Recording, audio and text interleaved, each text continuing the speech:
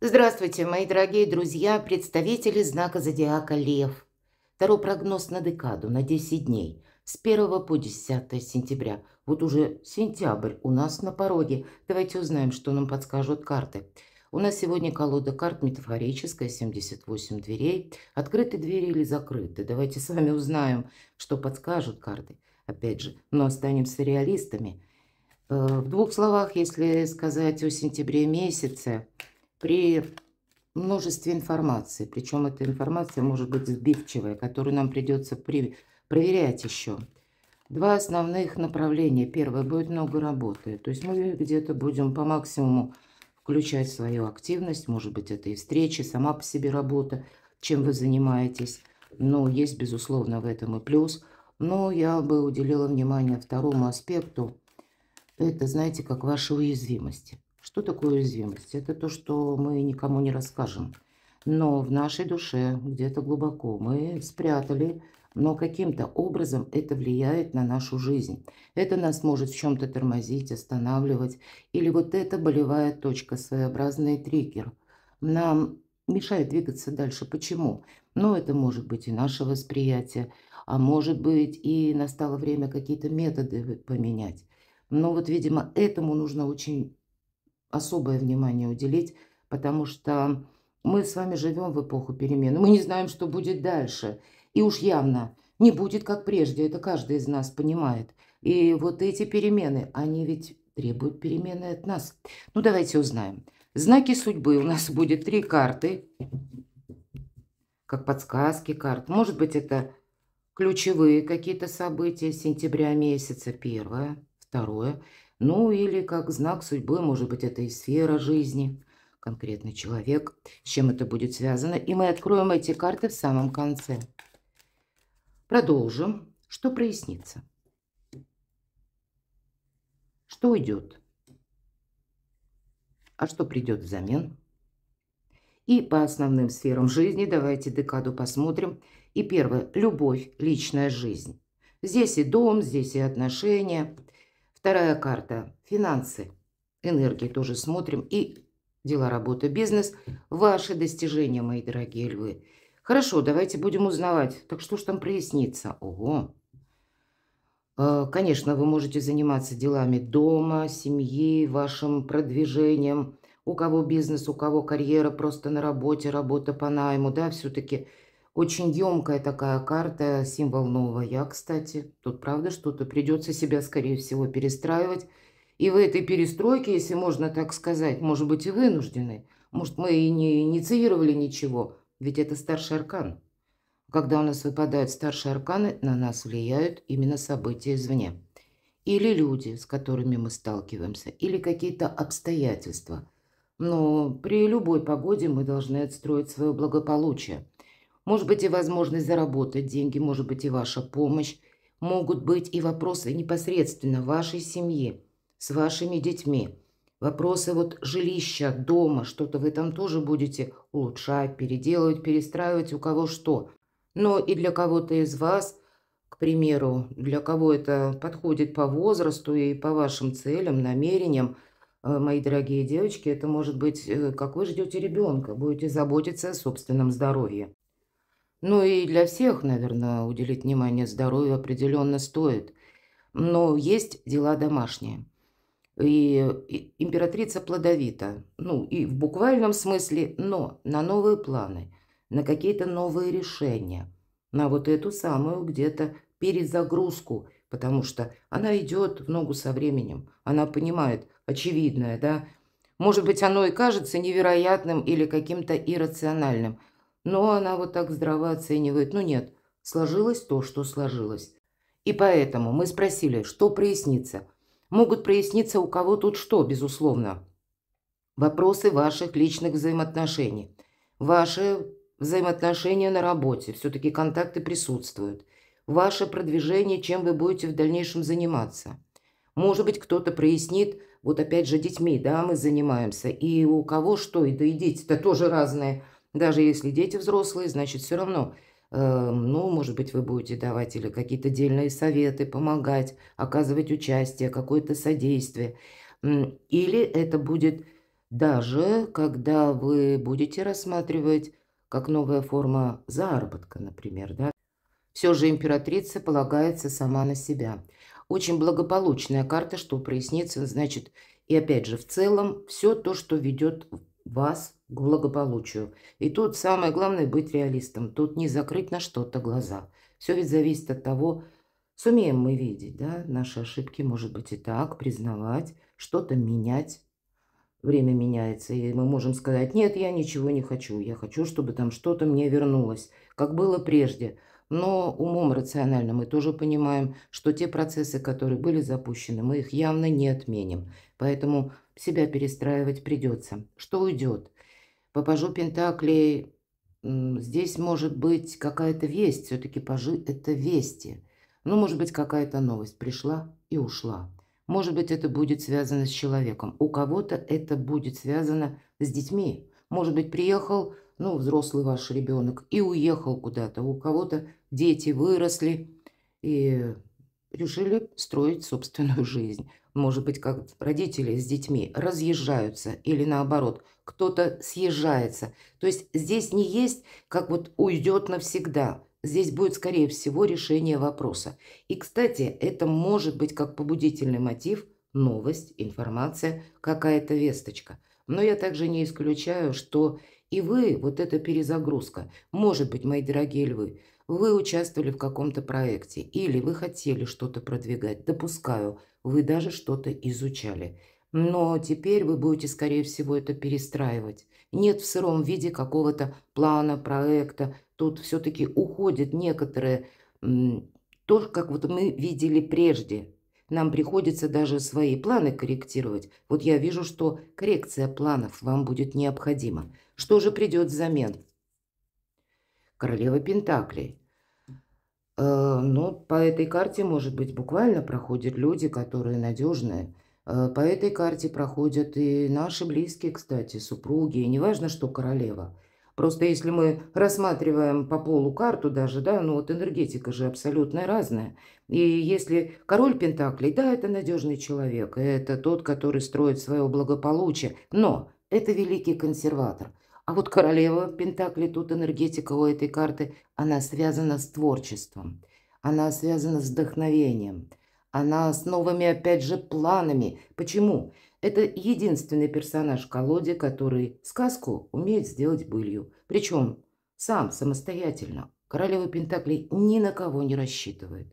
И поэтому у нее меньше помех. Она, конечно, они у нее есть, но она понимает, что если я надеюсь сама на себя, и неважно, вот к мужчине переложите это значение, значит, мне нужно просчитать мой план, распределить мое время, где-то быть готовой, опять же, корректировать планы, потому что мелкое мы можем подкорректировать. Главное, чтобы основное что-то мы достигли, правда? То есть быть более гибче. И вот королева Пентаклей, она к этому готова. Вот такие энергии приходят взамен. Очень благополучные, кстати. Где-то, я иногда говорю, королева Пентаклей, как прелюдия карты императрица. То есть явно прослеживается связь. И, может быть, какие-то вопросы, связанные с деньгами, опять же, с жилищем. Вы будете, ну, как-то работу, значит, вы будете перестраивать. Может быть, график работы придется корректировать. У кого-то это будет касаться действительно детей, вашего благополучия в доме, убранства дома, да, когда мы делаем жилье более комфортным. Для кого-то может быть встреча с важным человеком, или этот человек уже есть в вашей жизни. Может быть, у нас проходят люди, которые рождены под знаком зодиака стихии Земли, Телец, Дева, Козерог, или люди, которые имеют там асцендент, ну или обладают всеми теми качествами, которые я перечислила. Но для вас перспективы, знаете, такие надежные, когда такие две прекрасные карты выпадают. И это все то, что по Венере, обе карты. А Венера мы знаем: личная жизнь, любовь, дом и деньги, финансы. Вот давайте узнаем по сферам жизни. В любви. По семерке мечей явно была какая-то либо ссора, либо недопонимание. Но семерка мечей, она такая двоякая карта.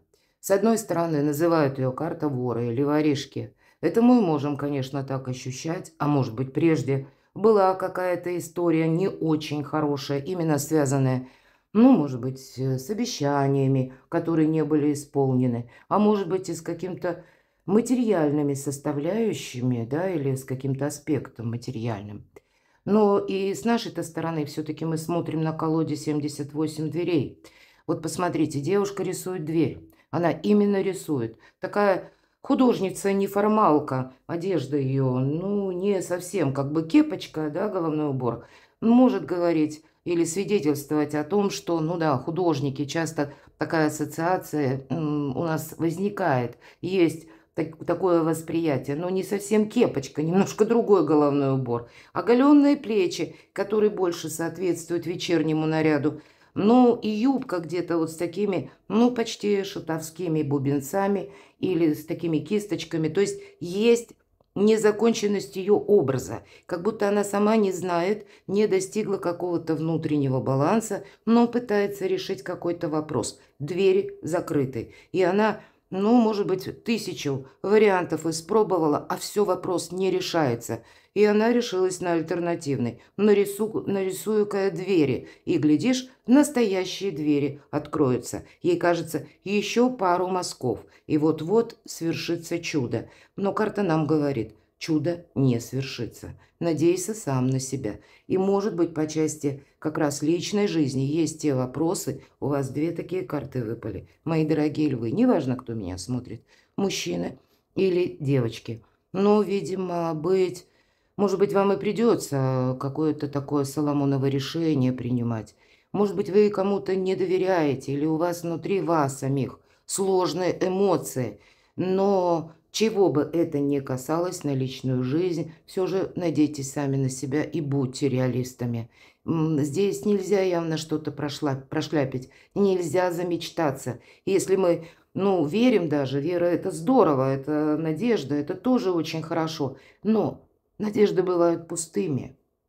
И наша вера иногда, это, знаете, как одержимость. Это уже все то, что чересчур, оно не полезно. Более того, это тогда может напоминать какую-то игру. А любая игра, если затягивается, может стать опасной. Ну, вот такой тонкий нюанс переложите на свою жизнь. Финансы. Финансы есть, финансы будут. Одна из лучших карт в колоде как раз на работу, ну или откуда к вам приходят деньги, материальные средства, да, или какие-то важные решения, может быть. Ну и само по себе получение денег. Поэтому сентябрь явно доходами, ну уж точно не расстроит. Хотя рядом семерка мечей я допускаю, то, что пришло, может быть, и уйдет. Нужно будет потратить. Первая декада месяца может от вас потребовать с учетом семерки мечей каких-то непредвиденных расходов, поэтому держите руку на пульсе, уж точно нельзя замечтаться. Даже если, предположим, мои дорогие львы, вы приобретаете что-то в интернет-магазинах, онлайн, ну или каким-то иным образом, будьте внимательны к паролям аккаунтов, где вы производите, да, вот эти платежи, да и к самим платежным системам тоже. Все же будьте внимательны. У нас сейчас цифровая эпоха, и это развивается. Иногда мы сами нажимаем на какую-то рекламу, как предложение, заманчивое, любопытное, а это ведет совсем не на тот сайт. Поэтому берегите себя, надейтесь на себя, но у вас, посмотрите, какие шикарные перспективы. Может быть, вам и придется от чего-то отказаться, или услышите вы такую весть. Ну, значит, исходить из того, что сложилось, то сложилось. На самом деле быть реалистами. Но потенциал у вас огромный. Что же по вашим достижениям? Девятка жезлов нам свидетельствует о том, что еще чуть-чуть пройдет какое-то время и будут перемены. Но на данный период времени вам нужно сохранять собственные позиции. 10 дней не такой большой срок, и поэтому то, чем вы занимались, ну, скорее всего, в эти 10 дней вы и продолжите. Хотя уже новые планы на будущее, уже какая-то коррекция явно идет. Но девятка жезлов, мы тут больше себя сохраняем. Человек несет двери, и буквально вот у нас даже дверей нет, сейчас он их поставит. И это будет как заградительный барьер. Он будет определять, кого он впустит в свое пространство, Ну, а кому, может быть, эти двери не откроет? Если мы переложим на работу, на достижения, скорее всего, вам придется причесывать свое окружение, вам захочется его пересмотреть.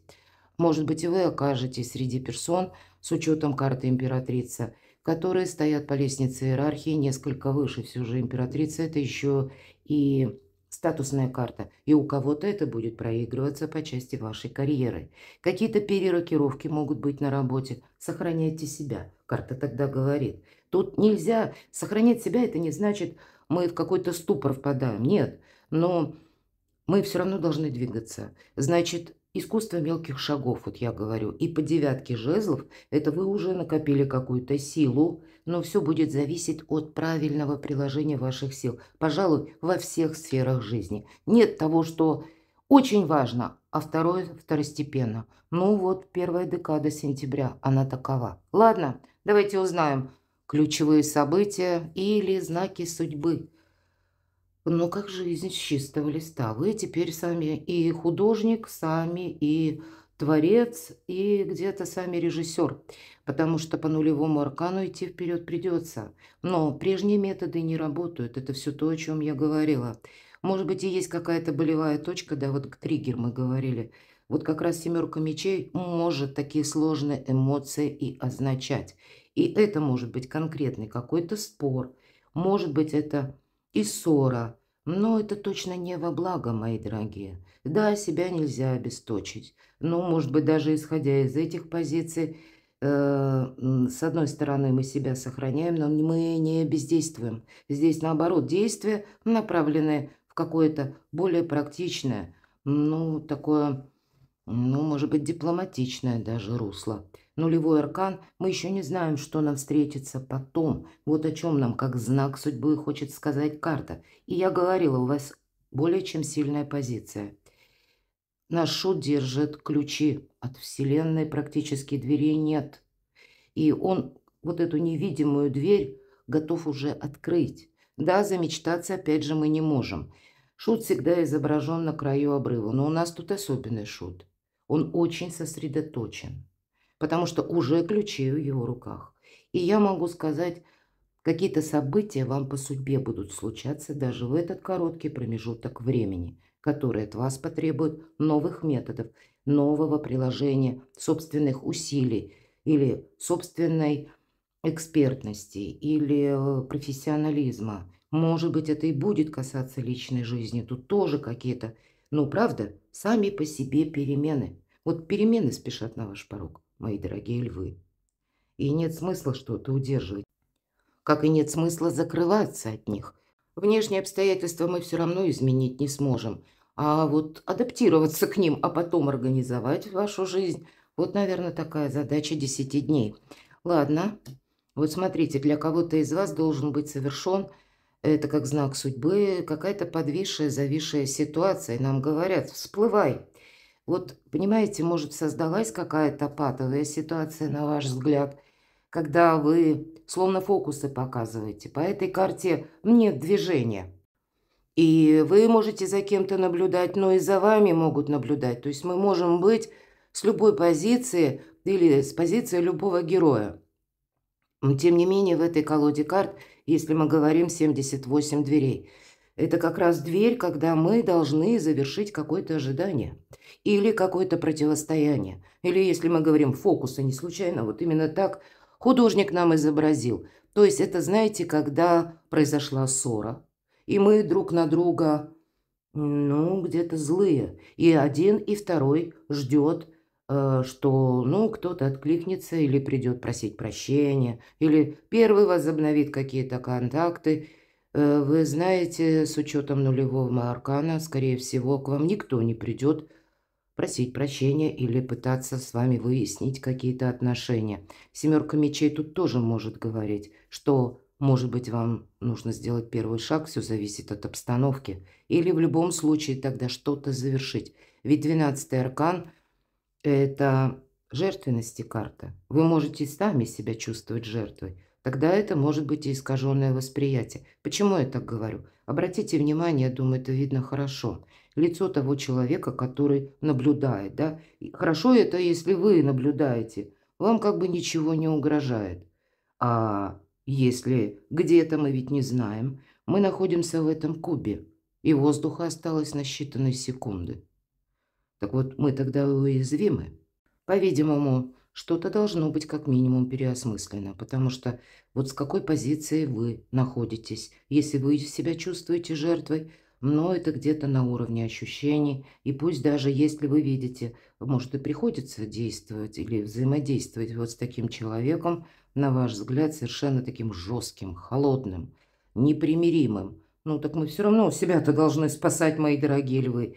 Непростая карта, именно повешенная в этой колоде, но явно есть как какой-то стоп, какая-то пауза. И здесь просто старший аркан. Это может быть связано и с внешними какими-то событиями, или непосредственно не то, что вы инициировали, а может быть прежние договоренности или прежние контакты. Но два старших аркана, нулевой аркан дурак ведь еще тоже называется. Это без обид, мои дорогие. И нам ведь не случайно на краю обрыва. У нас шут сосредоточенный, да. Но мы не исключаем возможность, что мы где-то не видим вот этой пропасти. И мы можем еще шагнуть. Может быть, шагнуть по наитию, думая, что мы открыли это уже пространство. А как оно отыграется, мы пока не знаем. Есть определенная доля риска, мои дорогие львы. Поэтому будьте внимательны. Тут явно на взаимодействие с какими-то людьми. И нам не сказали. Вот, кстати, посмотрите, 3 старших аркана. У кого-то это близкие даже могут быть люди, а у кого-то коллеги, соседи, еще какая-то сторонняя ситуация. Или, может быть, с руководителями. Может быть, и зависшая у кого-то ситуация, которая касается с учетом мечей, да, вот такая непростая, у кого-то и в суде. Но я тогда могу предположить, как медиаторство рассматривать определенно стоит. Все карты тогда будут говорить. И, может быть, внутренне вы не можете на это пойти, а тогда как знаки судьбы, да, и все, что вам выпало, наверное, худой мир лучше доброй ссоры. Ладно, давайте третий знак судьбы. Правда, посмотрите, 4 жезлов, праздник после победы. Но это не та победа, которая приходит сама по себе. Видимо, придется учесть все то, что я говорила, отстроить свое благополучие, сделать важные выводы, какие-то важные решения, совершить важные диалоги, чтобы этот праздник после победы состоялся. Или, может быть, и сохранять самого себя или саму себя. Но сохранять себя – это не значит «все, вот будет только так, как я сказала или сказала». Нет, тут все-таки, посмотрите, взаимодействие практически на каждой карте. И остаться в одиночестве, наверное, было бы не самым правильным. Для кого-то из вас паш Пентаклей, что уходит, это как возможность выйти из одиночества, мои дорогие львы и львицы. Ну, такая тоненькая подсказка.